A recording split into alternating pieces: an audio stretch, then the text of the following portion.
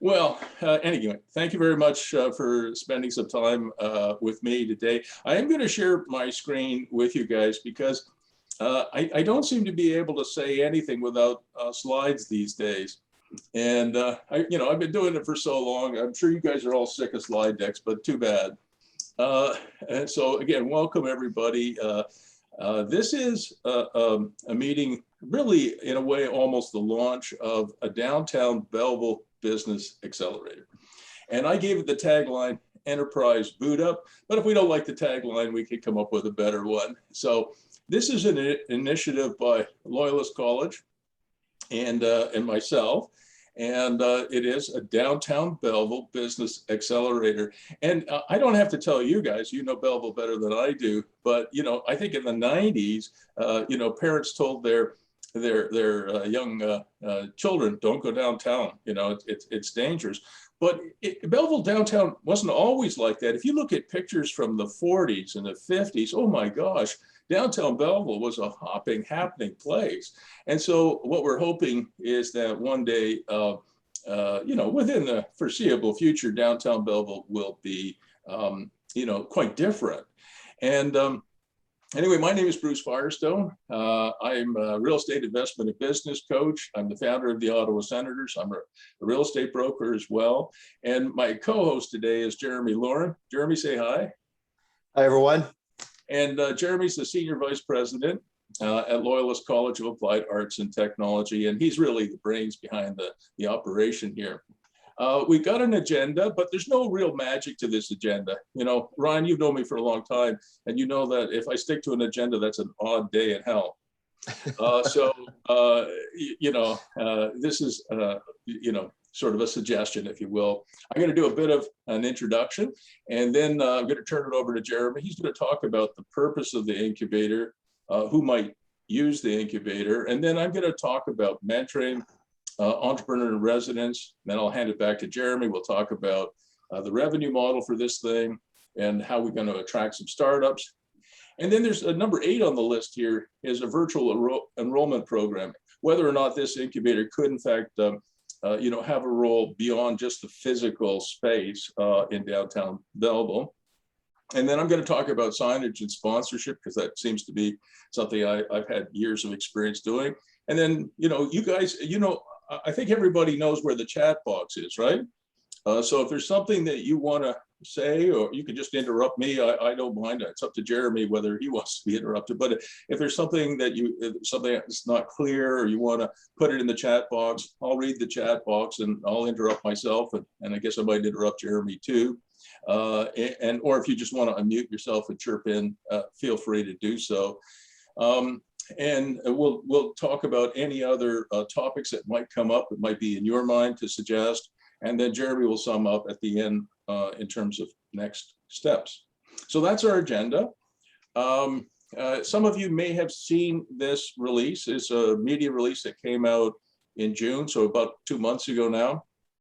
And it was really announcing that Loyalist College has made a commitment now, a financial commitment to downtown, to opening an accelerator in a building that my wife and I bought in October of last year, and we're renovating. So the incubator will be in downtown Belleville. You'll see the building in a second, in a 2,800 square foot space. And the address is right there, 249253 Front Street. And I'm sure you all know, but Front Street is coming back to life. Zubin Gillespie is a developer who's been active there probably close to a decade now. He's renovated buildings beautifully. Probably 8 or 10 buildings on the main street, maybe more than that, have been renovated.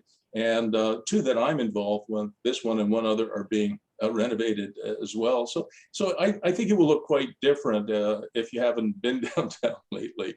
So there you go.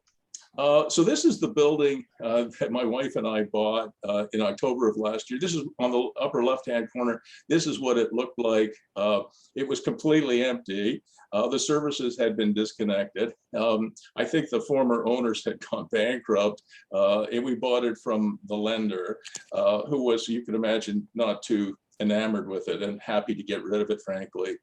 It had this incredibly hideous aluminum siding on it. But this is on the top right-hand side. You can see, if you can see my cursor moving around, you can see that in the 70s, you can tell by the cars, it's the 70s. It was actually quite a beautiful looking building.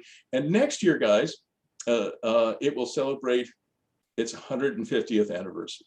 The building will be 150 years old next year.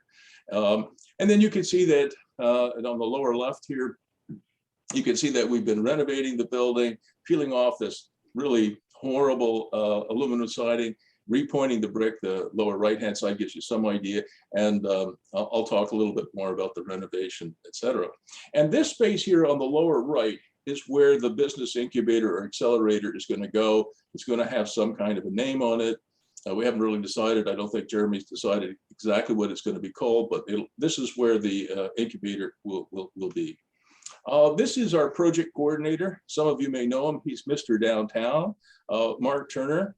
He's a wonderful renovator, a bricklayer, a tradesman, a master craftsman. He's really an amazing guy. And these pictures in the middle and the lower left, middle and the left, is just the third floor of the building. You know, you've got ceiling heights that are 12 feet, 14 feet, 15 height, even on the residential portions of it. So it's really a spectacular building. And then on the right-hand side, I just put these pictures in here for you. I thought, just out of curiosity, I thought you might be interested in this. This is a weird sticking out part of the building. Jeremy, just give me the thumbs up. Can you see my cursor moving? Yep. Okay, thank you. So this, actually, believe it or not, was the China Gate Banquet Hall.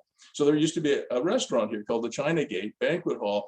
And everybody said, oh, that's a really disgusting part of the building, tear it down. And I'm a historic. No way.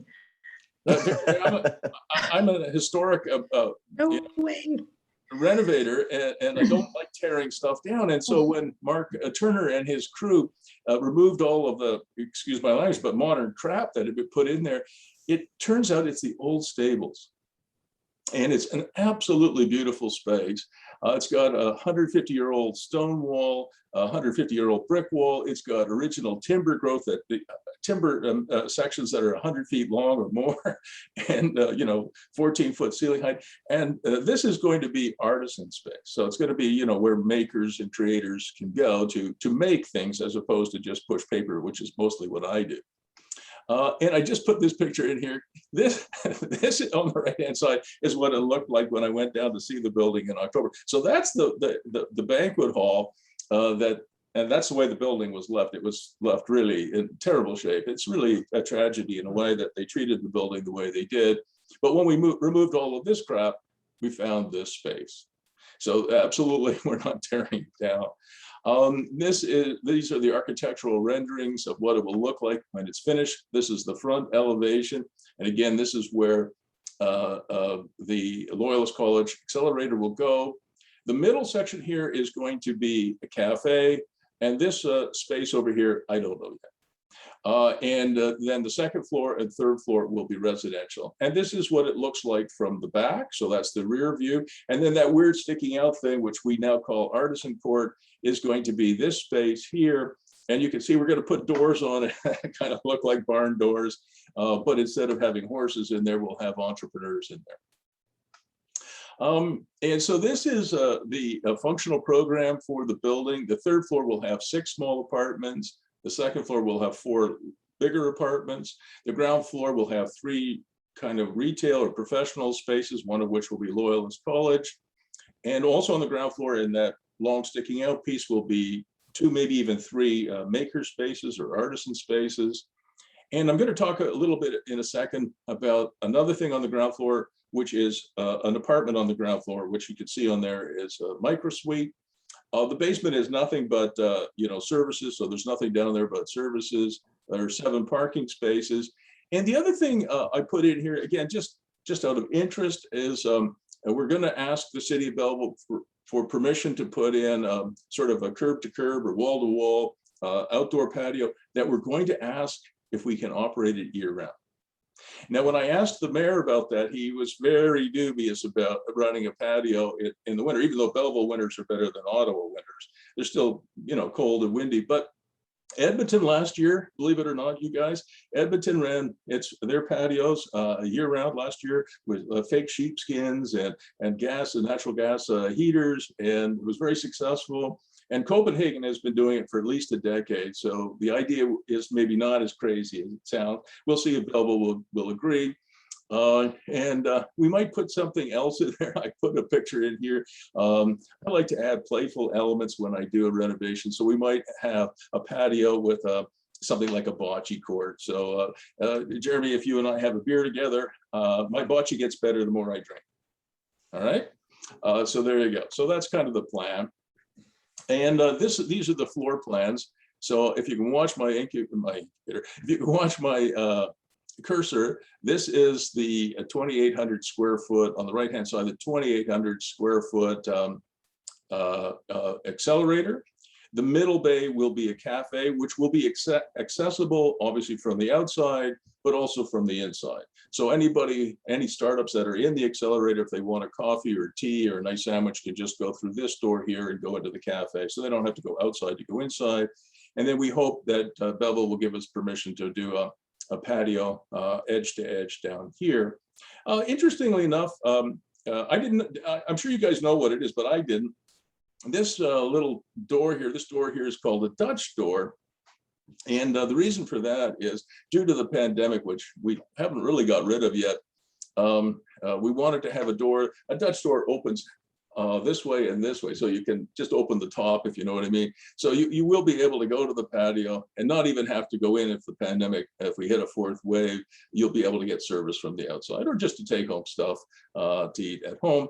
And then this thing here is the artisan space. So this little piece on the right-hand side sticks on the top here. And this is where you'll have 2 or maybe 3 maker spaces for people who actually are doing stuff.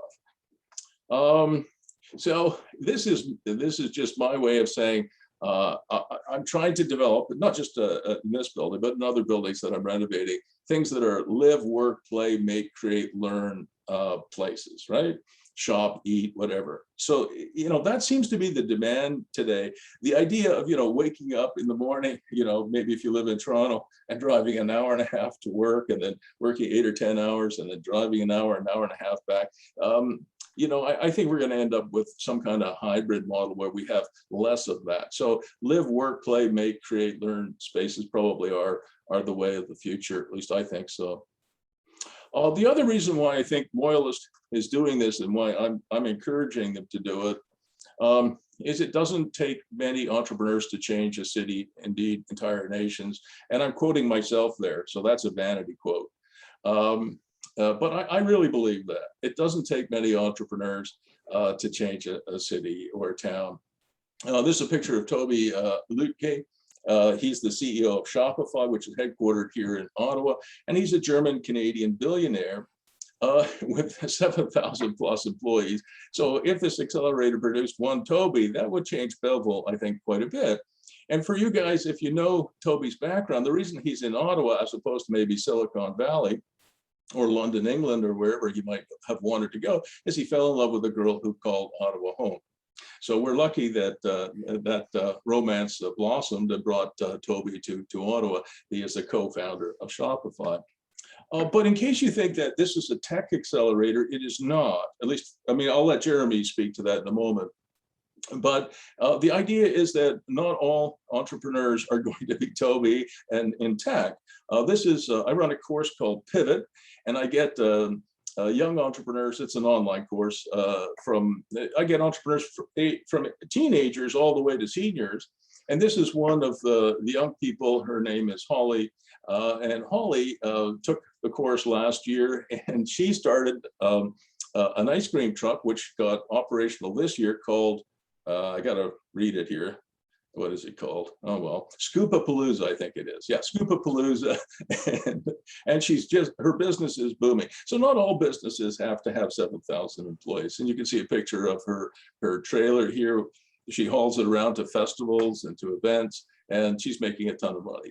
And she's 17 years of age. So pretty cool. So now you probably heard enough from me. I'm going to stop sharing now. But before I stop sharing, Jeremy, I was hoping you could cover off the purpose of the incubator, and who would be eligible to use it. Sure. Thanks, Bruce. You're going to stop sharing your screen. That's great. I was thinking it might be great if we could get everybody just to quickly introduce themselves. But before we do that, I just wanted to thank Bruce for teeing off the call the way he did and giving all of you the context. I think that's a really important part for this meeting. If you could just tell us quickly who you are and your interest in, why Belleville is doing something like this. That would be helpful for both Bruce and I. I think between us, we know all of you, but it would be helpful to hear from everybody. So in no particular order, just as I see you on the screen, Ryan, would you be able to go first? Just there we go. Yep. Ryan Anderson. I'm the co-founder of Northern Army, which is a design and branding studio. I've known Bruce for a very long time. He was my professor in university. He was my thesis advisor, actually. I taught a course with him at Ottawa U. And so I've known him for a long time. I grew up in Belleville. The downtown for me has always been something where I've always seen the potential of it, even when I was in high school down there. And you're right, like that was, you couldn't go down there without, watching your back. And having gone back in the last few years, it's changed a whole lot. So I'm really interested to see what can happen with this. Great to have you here, Ryan. Thank you. Scott Rente, who I know took time out of his vacation to join us today from the East Coast. Thanks, Jeremy. Great to see everyone. Happy to be here. Yes, I am on the East Coast. I jumped in a car and they let me into Nova Scotia by waving a piece of paper as I went through. It was about a 30-second border stop, but so I highly recommend coming this way if you're so inclined. Great to be here, Bruce. Great to see you again. I had a chance, Bruce, I don't know if you remember, but I did some work in Ottawa. I was a Kingston boy who drove to Ottawa in the tech scene with Oakry and Invest Ottawa, as they got into the Regional Innovation Center game. And Bruce and I had, I remember Janet Yee, I think, from Seniority, Bruce, who was in one of your incubation spaces in Ottawa and, got support from both our organizations. So when Jeremy reached out, he had me at hello. I currently am, the CEO of Launch Lab, which is a much smaller regional innovation center, but part of the Ontario network of centers, of which Jeremy is obviously very important, are very aware of, and through his work at Venture Lab and then through OCI as well. So at Launch Lab, while we have a main office in Kingston, we serve as a regional innovation center really all of Eastern Ontario, from the Quebec border in the Cornwall area right through to the Quinte region, bordering up at Northumberland County. So when we hit Northumberland County, the Regional Innovation Center in Oshawa, Durham, of which we partner extensively with, kind of covers that area. So Quinte has always been a very important region to Launch Lab as it's operated in Eastern Ontario. Loyalist College has been a tremendous partner of ours. And everything that we do providing mentorship to companies is done through collaboration. We always want to understand the local environment, what's working, what's going on, and how can we as the Regional Innovation Center complement or support activities. So I think, when I heard about what's going on, when I saw the press release, Bruce, and everything, it got me really excited. I think, these types of initiatives are exactly what's needed. And I think the partnership with Loyalist is tremendous. So I'm here to tell me what I can do to help. And as I said, Jeremy, Bruce, you had me at hello. So it's great to be here. Thanks very much, Scott. Appreciate the support, partner. Victoria. Hi there. My name is Victoria Watson. I'm one half of Pasta Tavola, and we're a local business. We started in Belleville about 10 years ago. My other half is also on the line, but I came to this this meeting through Jeremy because I had heard through the grapevine that this was happening, and in a couple of days a week or a month, I work for an organization called Peril Center for Women's Enterprise, and I'm a business growth advisor with them. So I wanted to get the scoop on what was happening from that hat. We support female entrepreneurs and startups up to, at every level of business. But I wanted to talk with Bruce about that. But on my apparel hat, but on the entrepreneurship side too, our business has really evolved. From really the idea, and we just launched our brand nationally last October. And we are, Paula will speak for herself, but we're both really into, just what's happening with entrepreneurship, very excited about growing entrepreneurship in our community, and wanted to be a part of it. We're also both, we're Pasta Tavla as entrepreneurs. We work with a lot of the, the regional, like we're working with Spark Center. We work with Loyalist and their TAC program. So we really do have a sense of the lay of the land of what's out there. And we're at a point too in our business where we want to give back and be more involved in the community. Just my connection with Belleville, I'll just let you know, I had actually moved. I actually in grade 7 went to the Quinte Ballet School. Never thought I would ever return to Belleville. At that time, Belleville was not at all what it is now. So we continue to evolve, which is wonderful. And then I actually am a lawyer by trade and had moved to this area to practice, and but then decided I wanted to start a business. I now have a family and have recruited my family to move to the area. So this is our community, and I want to make it great. Victoria, thank you very much. And maybe we should, in your words, go to the other half. And Paula, could you introduce yourself? Hello, everyone. So my name is Paula Watts, and like you said, I'm the other half of Pasta Tavla. And I was recruited to Belleville from my sister.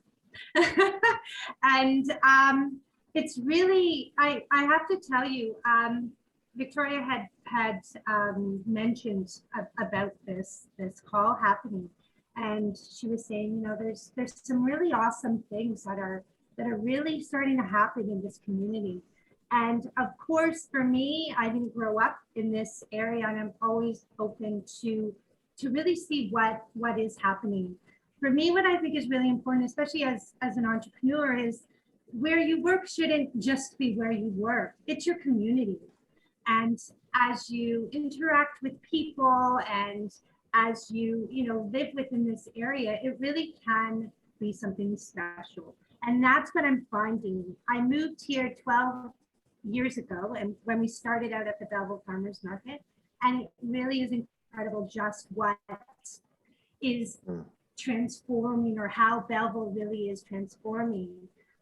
With us, with our company, we did start out, like I just said, at the Belleville Farmers Market, and we really, because of the support of our community, we really have been able to grow. And it's one of those things now that as we move forward, there's a lot of connections, and I think for a lot of small entrepreneurs is that it really is difficult to actually be able to meet people and interact and share your joys, share your challenges, and really start problem solving. So that is why, for me, I'm really excited to be on this call. And even also just looking at the building, I'm very excited about that. And I do agree. Thank you for keeping that space. And yes, I would also be one of those people in mid-February on those patios. I think it's a great idea. Selfishly speaking, please continue to do that. Yeah, so that's what brings us here. So thank you so much, and it's nice to meet you. I've had lots of chances to chat with Victoria, but I think this is our first time, Paula. So thank you, and thanks for that introduction. Next on my screen is Mike Amos. Could you go next? Yeah, thanks very much, folks, for inviting me today. I'm Mike Amos. I'm the Managing Director of SOAN, which is the Southeastern Ontario Angel Network. I'm going to post my contact information, my LinkedIn address in the chat box, so you can look up my history if you want to. But not to belabor that, I'm an exited software entrepreneur, originally from Toronto. I live now in Prince Edward County, and I've been working with Scott and the team at LaunchLab for some time, and recently took over the reins here at Sown. Sown is an angel investment network. We have about 140 members. We've got 40 really active members, many of which are from the Quinte West, Belleville area. We invest about $7 million per year on average into startup companies. And unlike other networks that you might find in the city, in the GTA and the KW area, we have a broad range of different businesses we invest in, from value-added manufacturing to food processing to high-tech companies to internet companies. And so I've got two motivations for being here. The first, because Belleville is kind of my commercial hub, living here near Picton. I love the idea that it's becoming gentrified, and we're investing in downtown Belleville. And second, selfishly, professionally, we are always on the lookout for great young entrepreneurs and companies that we can support and invest in to not only generate returns for our members, but also to grow our local economy. So thanks very much for your time, folks. Thanks, Mike. Great that you're here with us today. And thanks for that intro and for posting your coordinates in the chat for everybody. Jason. Hey, everyone. Again, thanks for the invitation. I'm super excited about being part of the team. I'm a business advisor. I deal with a lot of multinationals and scaling industrial technologies, footprints, product process, and an opportunity to teach at the college. So with some of the remote stuff, that's been an exciting challenge. So in connecting with Jeremy, first, prior, just maintain engagement with the community. I travel a lot for work, so I'm excited to bring some of that, hopefully, insight knowledge to this incubator, and hopefully extend the outputs of these entrepreneurs to this industrial space, and maybe it'll scale outside the community and bring some of these international players back to the community who've chosen to leave. So thanks, Jason. Right. Thanks very much, and I'm glad you're here, partner. Thank you for contributing today.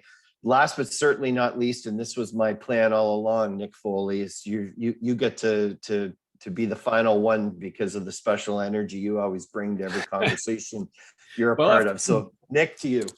Well, thank you. I appreciate that, Jeremy. Well, after hearing everybody's resume, I wish I was the first one. So no, really nice to meet you all. And I'm happy to be here. And I've known Jeremy now for a few months, working together at Loyalist. I'm the public relations coordinator and faculty there. So when I found out about this incubator that was happening as an extension of Loyalist, and of course being involved with Bruce, I've known him now for a few months and working with him quite closely as a coach. He's my coach, and so I'm really just excited to be here and to learn from all of you. I'm excited when it comes to all things technology, all things entrepreneurship, and of course all things Belleville. I'm from here, grew up living here, and moved away around 17, I guess, to go and pursue my hockey dreams. Got all the way up to the to Mississauga and Kingston area and that, and I was in university. We lived out east for several years, and so I got most of my education and such. So happy to be back in the community and wanted to contribute in any way I can, and very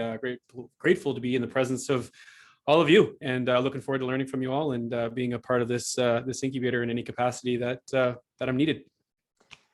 Thanks, Nick. And thanks to everybody for being here as an initial kickoff call. It really is a good representative example of how communities of stakeholders, diverse stakeholders, typically come together to get something like this off the ground.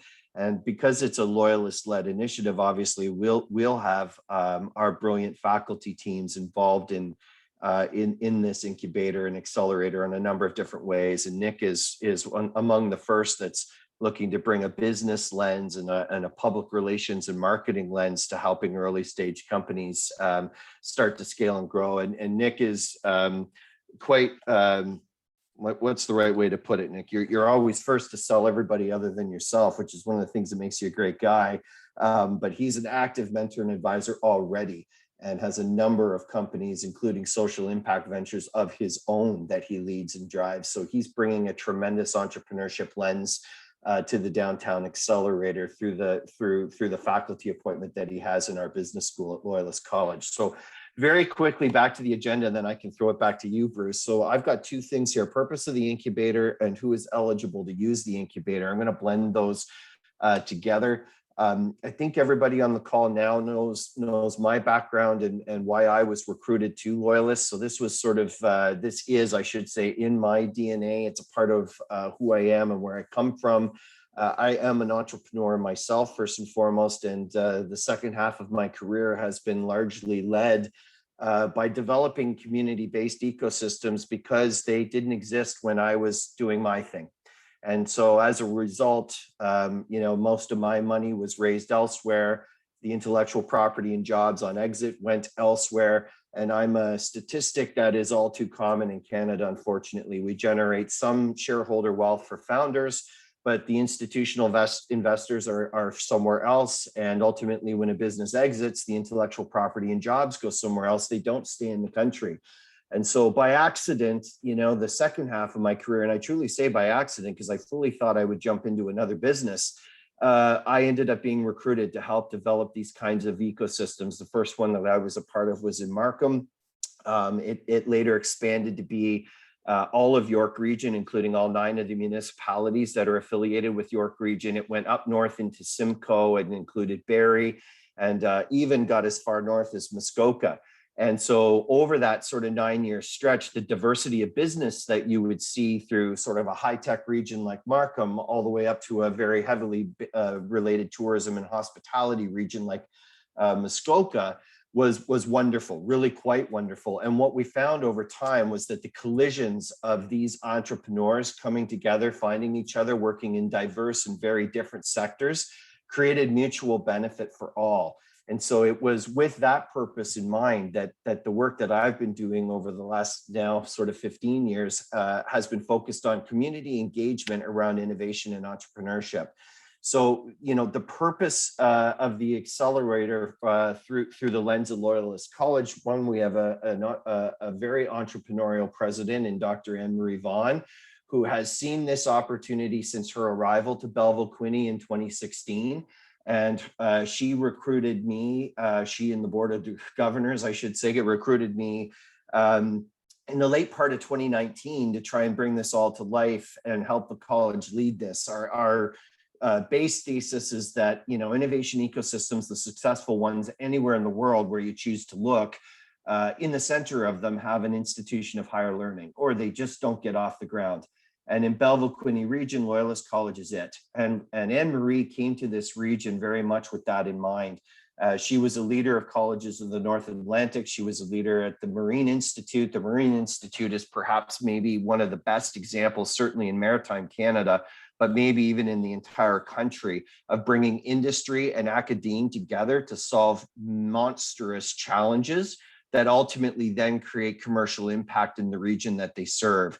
That's what's really what this is really all about at the end of the day. So as Bruce touched on in the opening, we do not see this as a tech accelerator at all.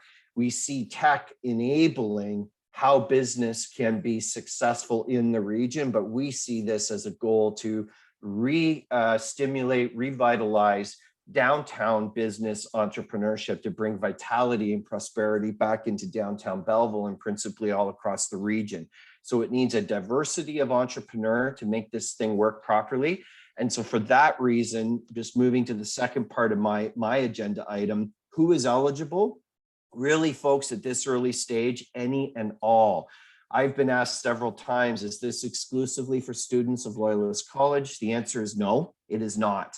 We want to hopefully have a diversity and a mix within the seats that are going to be in the accelerator of, frankly, Main Street downtown business folks that are interested in this type of space, as well as students that may be interested, or recent graduates that are interested in being a part of this. We think today, based on our early assessments, there's room for 27 entrepreneurs. And the idea there is, if we can get the right kind of mix of entrepreneurs that are both from the sort of immediate Loyalist College community, as well as the business community, you can create those sparks of innovation that need to happen by having like-minded people sitting together. The simplest way to think about this for those that have not had experience with accelerators before is if you are, at your dining room table or out in your garage, which is exactly where I was as a startup, it's lonely and you're on an island onto yourself.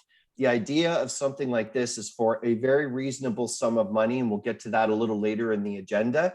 You can mix it up with like-minded folks, just like all of us on the call today. And the idea there being you're going to be far more successful by being with a community of peers than you are being isolated in your home environment, trying to connect to folks who have, kind of been there and done it before, or frankly, at the same stage in the development of the business that you're in.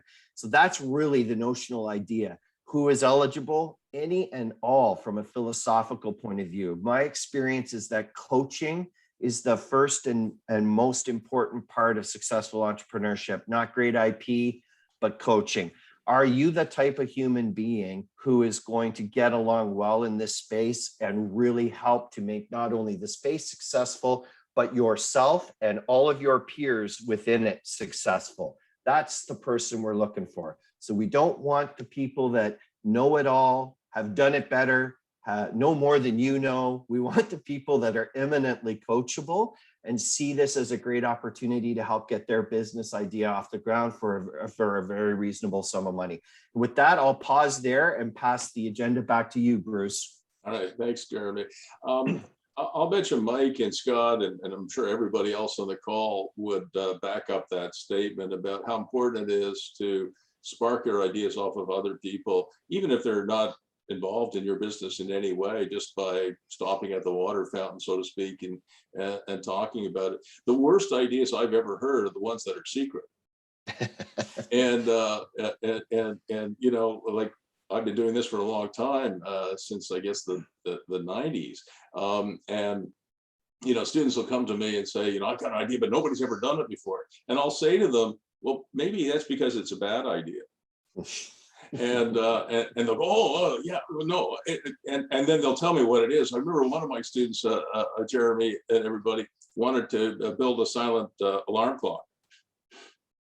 I said, no, I don't think you should do that. And instead they started, I don't know if you remember them, Ryan, but they started grade A techs instead, which was at home or at your place of business, computer help, network help, et cetera, which is now, $100 million a year company. So I think they were better off, with a little bit of feedback from me early on. And so they didn't waste, 3 or 4 years of their lives with a stupid product like a silent alarm clock. And they started grade A techs instead. So there you go. And Nick, I thought you did a very good job on your introduction. And I wanted to share quickly a story. I once gave a keynote speech, and I was scheduled to speak and did in fact speak after the former commissioner of Major League Baseball, Bowie Kuhn. Bowie was about 6'8" or 6'10". And he was very, very good speaker. He had a wonderful voice, and he was very funny, etc. And so the more he spoke, the shorter I got. So when I finally got up to speak, I thought, oh my God, I'm gonna. So if you ever asked to speak, Nick, after President Obama, just say I'll speak first. Because no matter how good you are, if you speak after somebody like he's now passed away after Bowie or President Obama, you're probably not going to do very well. But I thought you did very well. All right, so let me go back to sharing my screen. Oops, I don't know what I'm sharing there. So thank you for that, Jeremy. That was great. And so I do see. The incubator as having, a real mix of ideas and personality types, and also age groups. I've been told, and people on this call will know better than me, but I've been told that some of the fastest growing demographic for startups is often people in their 40s, 50s, even 60s. And so I think you'll find lots of reverse mentoring between, not just from coaching and mentoring to these folks, but also amongst themselves. And I think the age grouping will be important. So I'm going to talk just for a moment about the importance of mentoring, and I'm going to talk about something specific called the Committee of 11. And I'm going to talk about the Entrepreneur in Residence program, which I'm suggesting that Loyalists consider. First of all, the importance of mentoring and coaching. I do think, I mean, I'm a coach, so it's obviously a bit self-serving, but I do believe that coaching and mentoring is really important. I think there's lots of statistics to say that startups and even larger companies that are, past the startup stage, that are mentored and coached, probably have a higher survival rate and also probably grow faster. But I'm going to talk about a specific program. And I think the city of Belleville, together with Loyalist College and this accelerator, should establish, I call it a committee of 11. 11 is just an arbitrary number. It could be a committee of 22. But the other cities have done this. I know Phoenix did it, but Phoenix is a much bigger town than Belleville. They had, I think, a committee of 66. And these were business leaders in Phoenix who committed for 2 years that they would, any startup, anybody who moved to Phoenix or anybody who started a business, moved to Phoenix and started a business or lived there and started a business, that they would respond to an email or text from them. So it didn't matter if you were the CEO of a major company. If somebody said, hey, I'm a young fellow, 30 years of age, I just moved to Phoenix and I want to start a business, whatever it was, you would do your best to answer that email, to answer the text, and to help them with introductions and advice.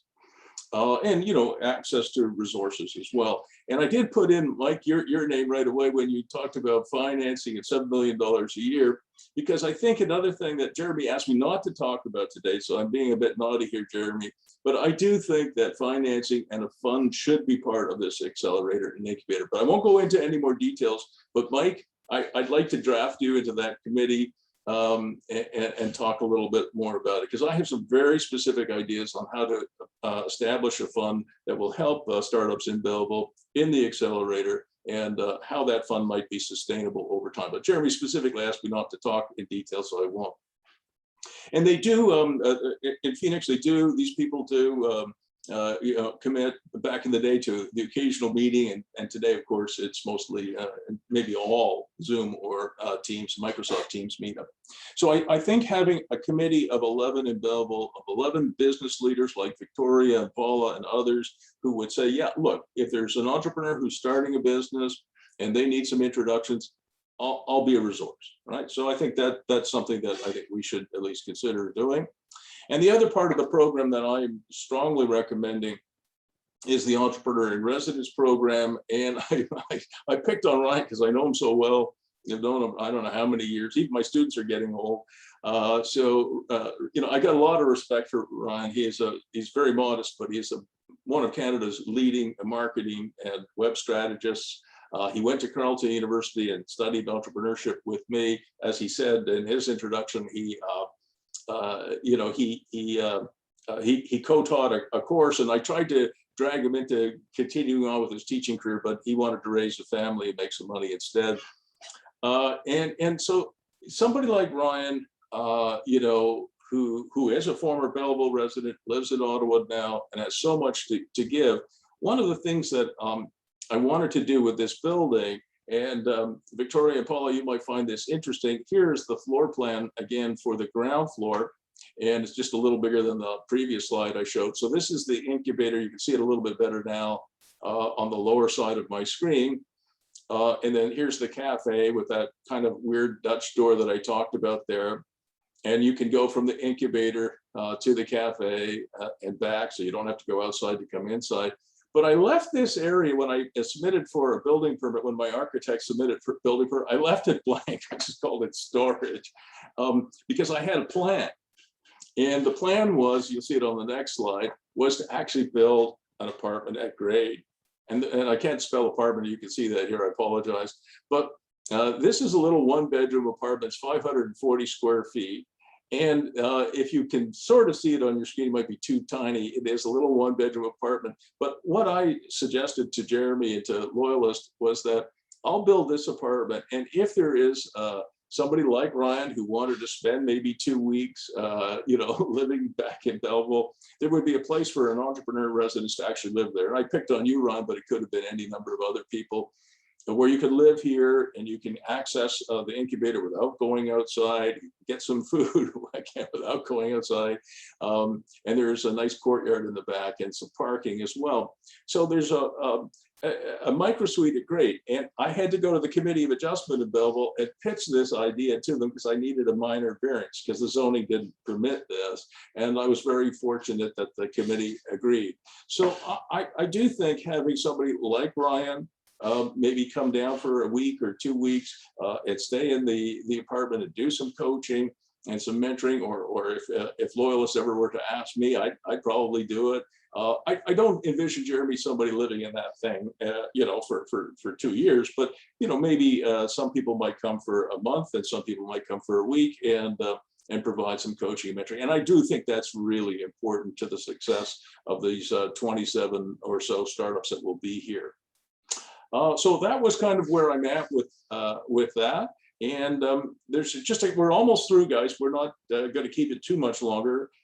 We were going to talk about the revenue model and how we're actually going to market this thing. Jeremy, you have to unmute yourself. Thanks, Bruce. Sorry about that, everyone. So that's back to me. So yeah, just doubling back to Bruce's point about a startup fund and not getting too deep into that today. In part, that was because I knew who was going to be on the call today, and both Scott and Mike Amos have a fair bit to contribute to that conversation. I wanted to keep it pretty flowing today. But also, given that this is a Loyalist-led initiative, it's a little bit different than a for-profit style accelerator in that the board of governors that are ultimately responsible for sanctioning this endeavor will have a different purpose or perspective on this. And so we've got to balance all of that. And what I wanted to just float today for everyone here to think about and consider is how we somehow achieve both. Because I obviously couldn't agree more with Bruce. I mean, access to capital for entrepreneurs and the matchmaking of effectively finding the right source of capital for the right entrepreneur. You know, a telecom entrepreneur who's been successful is going to have a really hard time investing, for example, in environmental technologies. For those of us who've been around accelerators and angel groups for a while, we know this is a big part of getting the mix right. Very frustrating for entrepreneurs to pitch investors that don't have the same kind of lived-in experience or background in the type of business that they're pitching, and vice versa, frankly. So getting that piece right, and how can we lean on the partner network to help make that work in as fluid a way as possible, because that's really not our core business.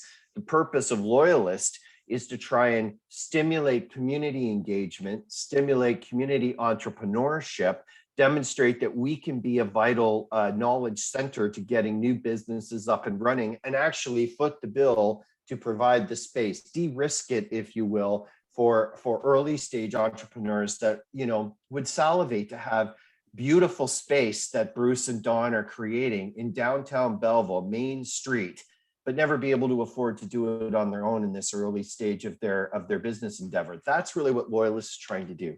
And secondarily, you know, we have the largest percentage, of course, Nick will know this, Jason, you may know this as well, but for others on the call, the largest percentage of students in the province that rely on financial assistance to be able to achieve post-secondary education.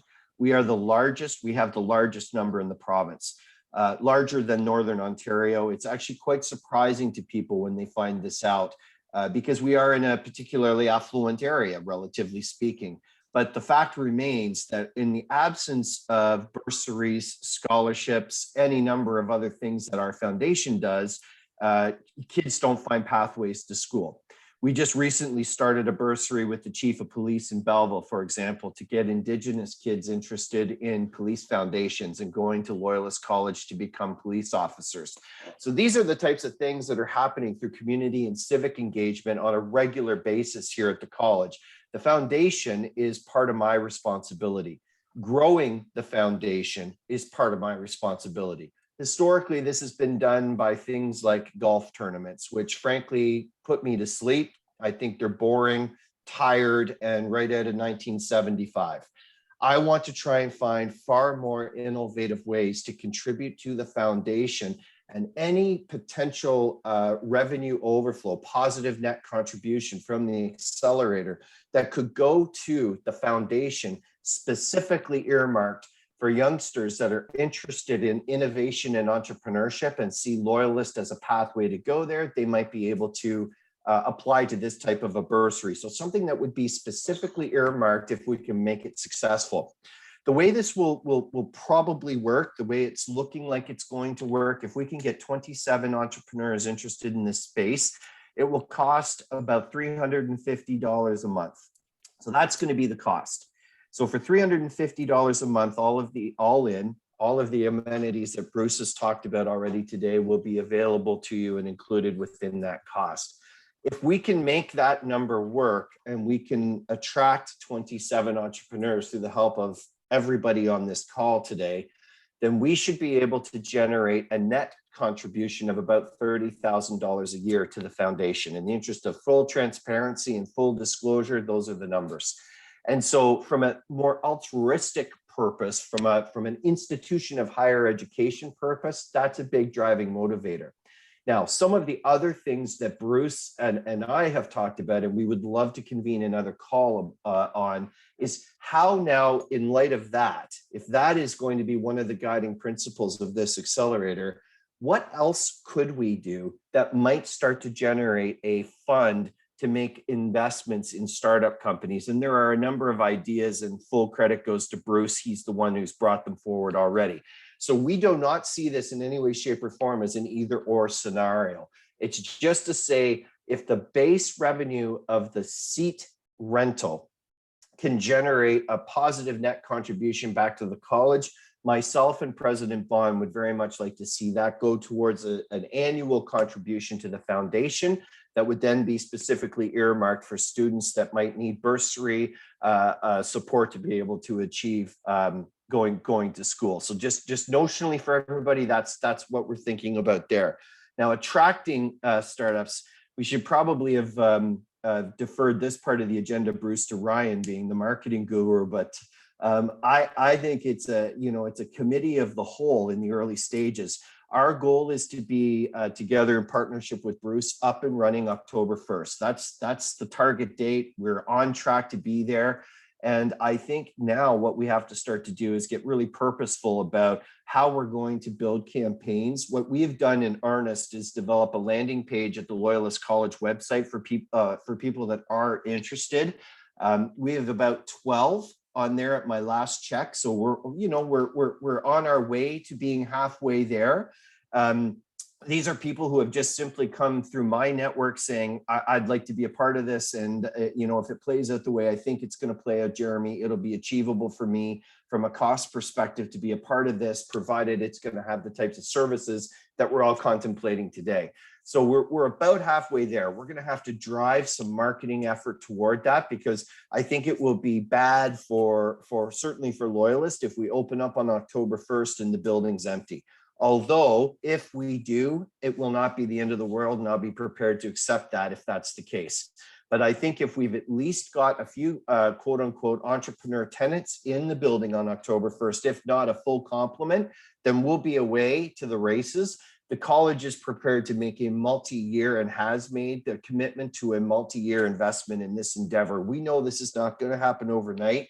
It's quite new to downtown Belleville, and it's certainly very, very new to Loyalist College. So many of the stakeholders coming forward are providing nice accolades to the college for doing this, but also recognizing it will be a bit of a climb because Loyalist has not historically done something like this. So we're first through the wall. We know we're going to get bloody because that's what first through the wall means. And that's part of the excitement and the ambition behind all of this. So I don't want anyone to think it's going to disappear in 6 months if no one's in it. Bruce. Yeah, I'm going to ask you to comment in a second, Ryan, and anybody else too, because this is really important. We don't want Loyalists to fail. Certainly I don't as their landlord. But I have to tell you, I run an incubator in Ottawa. It's not very big. It's about 4,500 square feet, but it's an incubator that's a little bit different. It is exclusively for makers. So I've got a guy in there. He's a fabulous entrepreneur. He makes cigar box guitars. I bet you nobody knows what that is. I didn't. He actually gets cigar boxes, makes guitars out of them. They're fabulous, and they sell for a lot of money. I've got another guy in there who builds something called flodges. These are floating lodges that you can float off of your cottage and rent them out on Airbnb. It's crazy what he's doing. I've got another guy in there. He's a boat builder. He builds e-catamarans. I mean, there's an endless number of them. I've got a group that does dog training, if you could believe it. So you know, I opened that incubator, Jeremy, in I think it was February of this year. Are we in August? I mean, every day is like every other day when you're on Zoom. But it was February, I think, when we finished building it, and it filled up.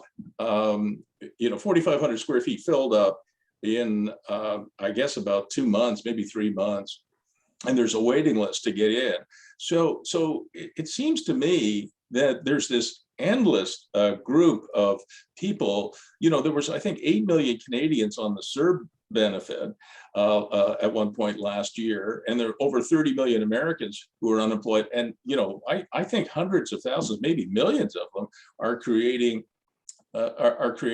you know, their own businesses. So I do think that it will fill up. Now maybe I'm just a hopeless optimist. All right, Ryan, do you want to comment?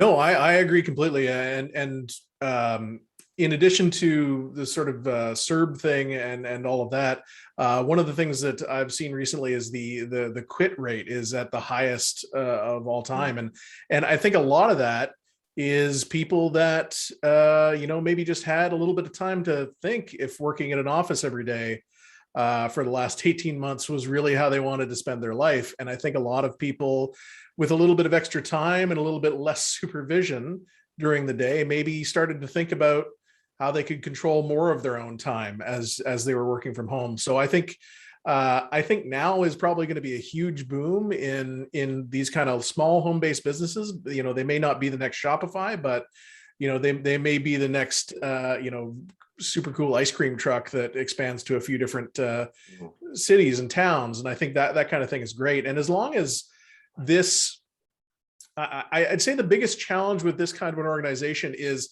just the diversity of different kinds of businesses that it will have to support. You know, the talk about having the commercial kitchen, I think that's a great idea, and I think that's huge. And I've worked with some companies who have you know, launched their own food-based businesses, and it's you know, it's hard to get that kind of support, and it's expensive to get that kind of support right out of the gate. So if this incubator can incubate the Shopifys, the ones that need a laptop and a desk, as well as the, you know, the dog training people, the makerspace type people, the food-based people, I think it can be really successful. I don't think there'll be any shortage of people that want to get into it.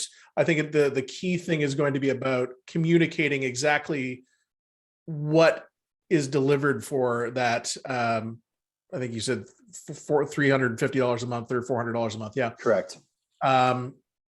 Because while that's nothing, you know, if you compare it to what it costs to rent a space, you know, that a lot of people at the early stages, that's going to be a lot. You know, it's going to be delaying paying themselves for maybe a couple of months. So as long as we can communicate that, I don't see that there'll be any challenge in getting people interested in it.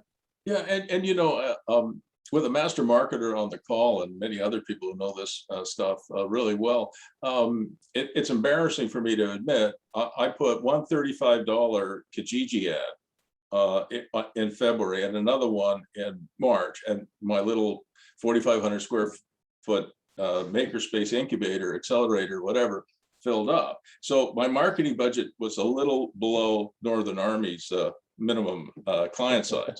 But all kidding aside, I am a hopeless optimist. I mean, you know, for sure. But I really think you know, Belleville is poised to boom.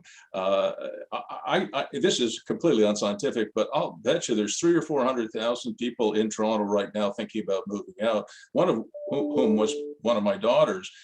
Rachel works. She's like I don't know, vice president or something now of a huge insurance company, and they made work from home permanent, not hybrid, work from home.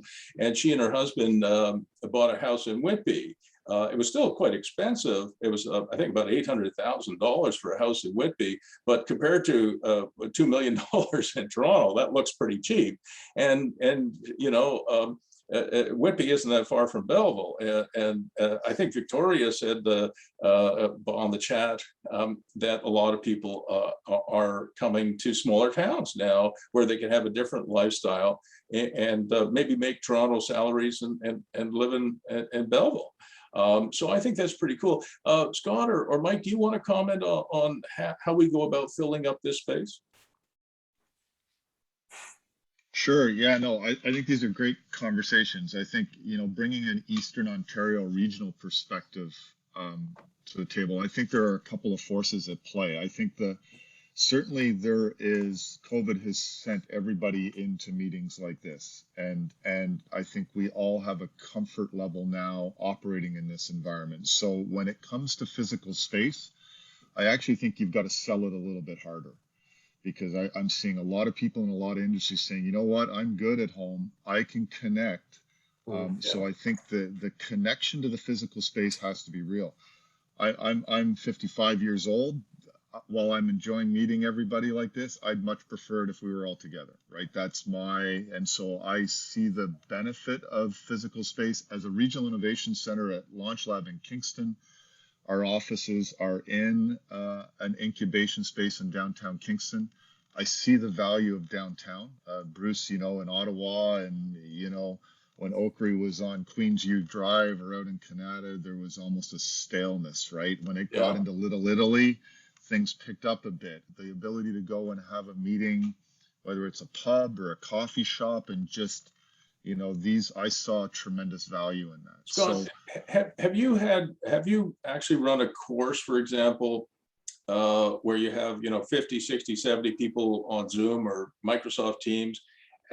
I've done that. And in fact, I ran one with 1,400 people in it. It was, with all due respect, it was terrible. I mean, I did my best, you know, I want to do my best for my students, but it was frankly awful. I remember, you know, getting in the classroom with Ryan when he was a young fellow, and the I call them kids, they were young men and women. These young men and women, there was as much crosstalk as there was talk between me and the class, and I learned almost as much from them, and they learned from their brethren and, I don't know what you call it, sisterhood and brotherhood, than they did for me. And so with all due respect, I mean, we are using Zoom and we have to, and it's very useful, but there, at least from my experience, going back now 30 years, teaching and collaboration in reality, I find quite different. Mm-hmm. Yeah, I agree, and I've done it as well. Not 1,400, but, you know, certainly enough that it you know, I didn't really enjoy it, or I really wondered how effective it was. And I think, you know, that audience engagement is very hard when you are the deliverer. And I think, you know, university students, college students have faced, our high school students have faced this online learning environment. I don't think anyone very few people are standing up and saying, let's do this forever. So, but I think that, you know, at $350 a month, I think it's doable. I can tell you at Launch Lab, even though I'm funded by the provincial government, and Jeremy knows intimately how the regional innovation centers are funded, I don't tell any client that when they meet Mike Amos, one of my EIRs, that's a free service. You know, I actually identify the cost and say that they're getting a grant to this mentorship. Victoria, and the work that, you know, the experience that you bring, you know, your work at Perro. I mean, these are things you have to be able to, I think, market beyond the space, because the access that you get, the collisions that you get, the peer-to-peer interactions that can happen. And when it's not everyone in the same industry, I think that's even more beneficial. I know that every one of my Launch Lab clients could learn from Paula and Victoria and their experiences running a food company, right? A manufacturing company.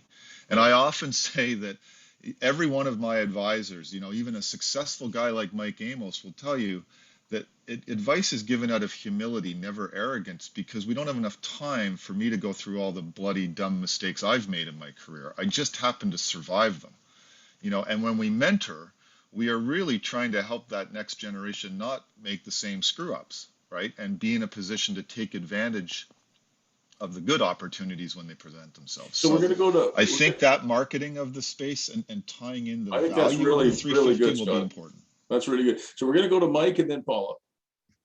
Oh yeah, I think this is a great idea, and having kind of lived it myself with 3 co-founders working in our various dining rooms at the start of our company. We grew it to about almost 200 employees, and we had offices all around the world. But as soon as we were able to get into a small space and work together, our growth trajectory changed fundamentally. I mean, there was an inflection point that happened. And so there is something about, being with other people, whether they're in your company or not, because they create a cadence and excitement and atmosphere. I think that's really highly beneficial for entrepreneurs. I think the challenge may be not around filling the place. I think it'll be filling the place with the right people. And I think maybe money shouldn't be an obstacle. Like if you've got a talented individual with an incredible idea and an incredible market opportunity, maybe the $350 a month should be deferred, or there should be some way to get them in there, because the last thing you want is to have people just kind of parking there and not really achieving their objectives or the objectives of the center. So Mike, to comment on that just very briefly, in the Makerspace incubator that I run, we don't turn anybody away if they're struggling financially, if they have really good ideas. What I did, this is a purely Firestone initiative. It's just me. But I have a number of really friends, I guess you'd say, who provide scholarships. They do. And, our space is a little bit more expensive than $350 a month. But, we have businesses in Ottawa that say, yeah, sure. If you need $1,000 a month for 6 months, I'll sponsor one of these guys just out of the goodness of their heart. Really, I don't know any other benefit from it. At the early stage, right? When you bring in a co-founder, you're exchanging equity for cash. Yeah. And so there could be an opportunity for us to find some local investors who would gladly, pay the rent for a couple of years, knowing that they can convert that debt into equity at some point in the future. And it's a pretty cheap way to get yourself into what could be a really successful investment. That's interesting. I agree with that totally. And I think also think about, and I saw this in Ottawa a little bit, and Bruce, I think you could probably share this experience, but the problem eventually will be not filling 27 spots, as Mike said. It will be the waiting list. And I always say it's not about how you invite people in, it's how you ask them to leave that's really important, because the exit, how long do they stay?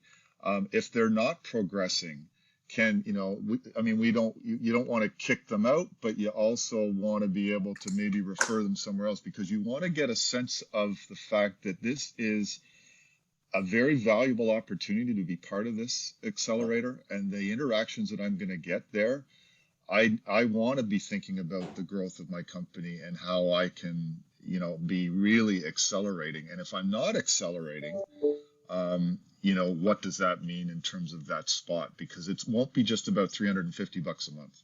Yeah, and to jump onto Scott's comment, I think if your objective is to create collisions among bright, motivated people who can add value to each other's missions, you might want to select for those personality traits and that capability on the way in.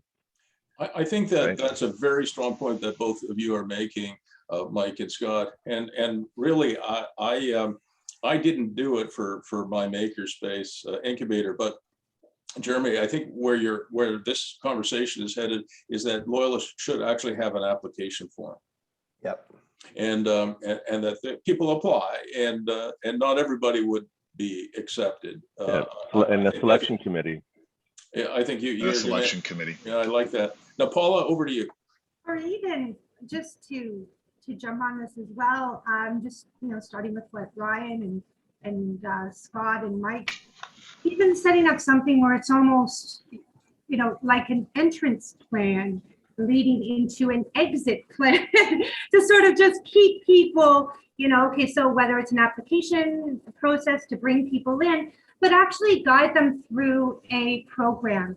And I do know, like with a lot of producers or small companies where money is an issue, it's not so much, oh my gosh, how will we come up with this? But it's just knowing that you're getting the most bang for your buck, because everything is very tight and important. And to actually set it up where, you know, the application process, even if it is based on, you know, three main gaps, three main challenges that you feel will bring your company to, you know, the next level where you need it to be, or whether you base it on a 3-year, 5-year, 7-year plan, to be able to actually guide people through the process and to also select, right? So given whichever entrepreneurs you have, whichever connections you have, to be able to really choose people according to what are their needs, who do we have, and then let's get them through this process so that then we can then bring in, you know, new individuals,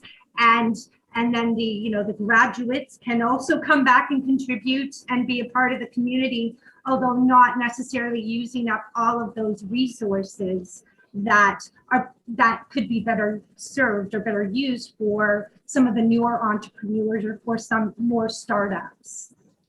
Yeah, I think that's a great point. And I just really quickly, a thought that jumped into my head, Paul, as you were talking, is that, you know, the idea that Mike said around, you know, exchanging equity for cash, that as people graduate, seeing this as a positive thing, as they graduate from this accelerator, the angel community in Eastern Ontario, many of our angel investors are also commercial real estate investors.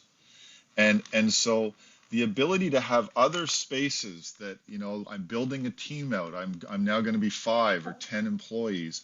Where else can I go? And whether I'm raising capital or not, we can create a network of growing commercial space in the Belleville Quinte region that, you know, and being part of this accelerator gets them connected to that network, because I think those connections are really, really important. I really agree with everything that's been said here. I definitely agree with the program. Paula and I have been part of accelerator programs, and we currently are. And Scott, you know how it all works in that ecosystem. It really is about meeting the milestones, right? Like, I know with us, we've worked with Lunch Lab way before, long time ago in one of its iterations, but we're working with Spark Center, and it's really about the more you put in, the more you get out, and you're evaluated as you go through. So, you know, I really think that entrepreneurs do need that accountability. And, you know, you can set it up where they have to reapply. I mean, it's good practice for them to have to for us, not them, us, to be pitching, right, their idea and saying, and putting it in a form that, that people can look at and say, yeah, this is what we want to accomplish in the 3 months. And then after the 3 months, maybe reapply, right? And you may get them there for 2 or 3 years, and some people you may not get, but it's just a way to be able to cycle them through and keep it alive and keep everyone accountable. I agree. I you know, and I think too that the peer-to-peer opportunity of this is really, really important. I mean, I think that we've run at Launch Labs some peer-to-peer mentorship groups. One of our EIRs is, you know, it was a methodology started in Ottawa with product companies. A number of food companies, Victoria and Paula, you know, have been part of this. It's a food and beverage peer-to-peer group. They are not competing with each other, but they are in similar industries. So when they want to sell through distribution, they're sharing these experiences, and tremendous value. And I think that could be a huge thing. The other comment I would make is be bold enough to think down the road. The value of this will get stronger and stronger every year. And I use a Queen's program that I think many of you are aware of, the DDQIC, or Dun&Dishpandy Queen's Innovation Connector. They are in year 10, I think, roughly 10 years in. Well, they've had 10 years of graduating companies. Some of our more successful companies that have received angel investment came out of that program. If I'm a kid at Queen's going into that accelerator this summer, not only am I getting the same mentorship and everything that every other cohort got, but I'm getting connected to all the previous graduates. And so creating that sense of giving back and that access, I think that will make $350 seem like a pittance. I mean, why wouldn't I want to be in? So Absolutely. And the ecosystem right now is so rich for entrepreneurship, and especially female entrepreneurship now. I mean, I've only been with Peril for, since February, but the networking and the insight into the entire ecosystem, it helps me with my clients. But that's where, we have such a rich, like the depth of knowledge and experience here, like to be able to develop that network and then share it. It's a great opportunity for Loyalist. Like, for sure, there's so many synergies right now with Loyalist. Like, it could all, we could be developing that from kind of the Loyalist and keeping that going. They can be spearheading it, right? So we're gonna, Victoria, we're gonna go yes. to Mike because he's got his hand up, like a good student. And after Mike, Sorry, Mike. What I'd like to do is we only have about another 10 minutes because I'm leaving. I got a plane to catch. But we're going to go to Mike, and then I'd like to ask briefly if there's anybody who wants to comment whether this incubator should have a virtual component, whether somebody who lives in Saskatoon like young Holly should be eligible to join on a virtual basis. I'm not sure that the answer is yes to that. So first to you, Mike, and then everybody to comment on that. Yeah. I think, one thought is that sometimes entrepreneurs at this stage need a bit of tough medicine. And it doesn't have to taste bad, but it's certainly to help them kind of stay on track and stay focused and get to the cadence that they need to be successful. So one concept could be is they could all essentially set up their milestones to each other. And on a regular basis, like once a quarter, report back to whoever's in the center at that point in time and who's ever involved. And, the gaps to their aspirational goals could then be rich fodder for discussion, right? How do I bridge this gap? Have you had this problem in the past? Create this kind of context so that they've got an ability to help each other that's a bit more formalized than just bumping into each other at the water cooler. I love that, Mike. All right, so should there be a virtual component to this? Because one of the things about making it a little easier, Jeremy, in order to the financial model is if you had 1,000, I'm not saying you'd have it, but if you had 1,000 people paying $95 a month, that changes the economics, right? I'm not saying that we should do it, but I think you raised that point on me, Jeremy. It's a great point, Bruce. And I'll just say quickly for everyone's consideration, so much of our programming out of necessity in this last year was forced into this direction where we now have interesting partnerships in India and in other parts of the world where students are doing their first year labs that they would have normally done in Belleville. They're doing them in a lab in Mumbai, for example. And we've got Loyalist profs teaching the programs asynchronously, but the physical space is being developed through partnerships. Now, there's so many opportunities to think about this through the lens of entrepreneurship. If you were stuck in a foreign jurisdiction, still trying to find your way here, this is an amazing pathway at some sort of discounted rate that's consistent with the virtual learning environment. So to offer both seems to be synergistic. So I think that the virtual aspect of it is really important for some of the reasons that Scott brought up as well, because a lot of people won't necessarily want to be in that space every single day. It'll be nice probably for a lot of them to be able to get away from their house, their home office. Maybe they have, kids or pets or whatever. But I think building a community around this is really an important thing. Now, I do think that if you want to make a virtual aspect of this, like where I'm in Saskatchewan and I want to be a part of this Loyalist incubator, it really does have to be regimented in a way that it can be a little bit more ad hoc when you're in person, because you're talking to the people face to face and you can say, what do you want to learn? You know the people more directly, but it almost has to be a course that people work through, I think, if it's virtual.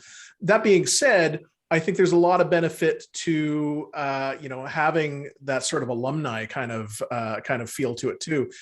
As you go, having people that were in it 1, 2, 3 years ago, all together on a Discord or something like that, where they can exchange ideas, they can exchange. A lot of the thing about being an entrepreneur is saying, who do I know that does this? and being able to connect to that group of like-minded people to get recommendations for people, especially if it's Belleville centric, I think is really valuable for people who are in the program or who have been through the program. It helps that peer mentoring thing, and I think it helps build the program overall. Yeah, Brilliant. If I could go now, I agree, and I think virtually, think virtually even initially just from an Eastern Ontario perspective. I mean, if I can bring the Launch Lab experience to this, and Victoria, you talked about Spark Center. Spark Center and Launch Lab are actually, and Paro are working as kind of founding partners right now in an initiative we're calling the Eastern Ontario Innovation Corridor, and Jeremy's heard about this and we've talked about this, but one of the roles that I see certainly Launch Lab playing is I talk about being a catalyst for innovation, which are the programs and the mentorship and things that we do, not just ourselves, but working with our partners, like what we're talking about here today. But we also want to be a voice for that innovation. We have to tell the story. Because too many people, and my friend Jeremy was the first one to unfortunately point out that Eastern Ontario is the red-headed stepchild, and I don't know if you can tell, but I got a little red-haired here. So it was a shot at me when he said it, but he said, we're the red-headed stepchild of Ontario. But I listened to what he said, and I think that the way to combat that, Ryan, is through marketing, is by telling the story of great companies, great partners, great programs. And I think that Quinte has so much to offer. I've known that for a long time. Phenomenal companies that Launch Lab has supported in the region of all sizes. Launch Lab's working with companies from 0 in revenue to 15 to 20 million. 100 plus companies every year. So Eastern Ontario is a great story. And I think that what you guys what we're building here will attract companies from Eastern Ontario into the Quinte region. And so it won't matter if we lose a few to other places, because we'll maintain that network, we'll maintain that alumni network, but we'll have a stronger inflow than we will have an outflow. And, to me so I think virtually, even regionally, and if Launch Lab can help support that in some way, because that's what we're involved with. And we're certainly, Eastern Ontario is our playground, as we say. I'd certainly be willing to see what resources we would have to support that. Jason, you've been very quiet. Yeah, I'm concerned about the extensibility of community. I see in a lot of international contexts, it's just I went and started it, and then I get to go home. And I think we're trying to elevate that, at least my sense of scalability, to that entrepreneur, or call that commercialization phase. It's too easy now to just log in, gain access, and then build from where you consider to be your community. Or, so we're seeing a lot of this in the industrial space around digitizing the community. It no longer has a geographic base. So my reservation on making it simply remote access to information, maybe the ideation or collaboration framework, but to make it a participating paying member or the entrepreneur, I'd be concerned about being able to sustain or even scale up the foundation elements that Jeremy was describing earlier. And a lot of that's these large industrials leaving because they just don't have a sense of community. How do you keep them based that they do have an investment, not in building their own scalable elements, but to the community they're present in, other than taxation and all those traditional senses of industry space, but that they're part of a community, their employees are part of a community, and they need to invest in the community. And back to your elements, Bruce, about play and live. My concern about the digital communities, it's very hard to facilitate that in a virtualized portal framework, the play live piece. I don't disagree. Michael Dell opened up, I think there were 2 or 3 brand new huge buildings that were built in Ottawa, because Dell came here and to Ottawa and wanted to run their call centers from Ottawa in English and French. and then Dell, stock went for a nosedive. They just closed it. I don't think they lasted 2 years. And Terry Matthews, if you guys know who he is, he's a big tech magnate and also a big commercial real estate owner. It was left with 2 or 3 beautiful, really astonishingly fantastic office buildings empty. So, if Michael Dell lived in Ottawa, Jason, it might have been a different story, right? He lives in Austin, I think, Texas. So, I'm not saying there should be a virtual component, but it's something that needs more thought. So I'm going to because we're going to conclude now, I'm going to share my screen one more time. So I've taken some notes. So I'm not sure I got them all, but in terms of next steps, let me just blow this up a little bit. I think that there are a number of elements that have to get done between now and October 1st, and October 1st is like tomorrow. We need to, obviously think about how to get the word out, market this thing. We're going to try and recruit some volunteers for the committee of 11, assuming Jeremy approves it. We're going to want to have some entrepreneurs in residence if people want to volunteer to be on that list. We talked about developing an application form so people could apply. And then I think Mike said we need a selection committee. And then, I would like to see if there's some potential for signage and sponsorship and scholarships. I think that's important so that the incubator might be in a position that to have a little bit more financial strength. And then I think, Jeremy, I don't think you're entirely married to the current name of this thing, right? Oh, we've got a naming survey going on right now at the college. I mean, there you go. So we need to come up with a name and a tagline for it. So there's some things here. So what I would ask everybody on this call to do is to think about whether they want to help with the marketing or maybe developing the application form, serve on a selection committee, maybe volunteer to be a part of the committee of 11, be on the list to be an entrepreneur in residence and spend a week or 2 in Belleville, perhaps, whether they want to help, with signage, sponsorship, or scholarships, whatever. I mean, those are the kinds of things that I think this group could really contribute to if they wanted to. All of this is entirely voluntary, and if you don't do anything more than just, show up today for an hour and a half, that's fantastic, and I know Jeremy appreciates it, and so do I. So I think with that, we're going to conclude the meeting. I am going to upload this hour and a half or so to YouTube unlisted, so you'll get a copy of it if you ever want to look at it. And Jeremy, everybody knows how to get a hold of you. So if there's anything you guys want to do and contribute in any way, first go to Jeremy if you don't mind. And of course, I'm available as well. Thanks, everybody. And Bruce, thank you for quarterbacking this, as always. I'll do my best, and always great to see all of you, Scott, again, and to meet everybody, new folks. And Ryan, I'm really glad to see you. Great conversation. Great Very See grateful. you. Thanks for this. Thanks, Yeah. everyone. Everyone. Yeah. Thank you.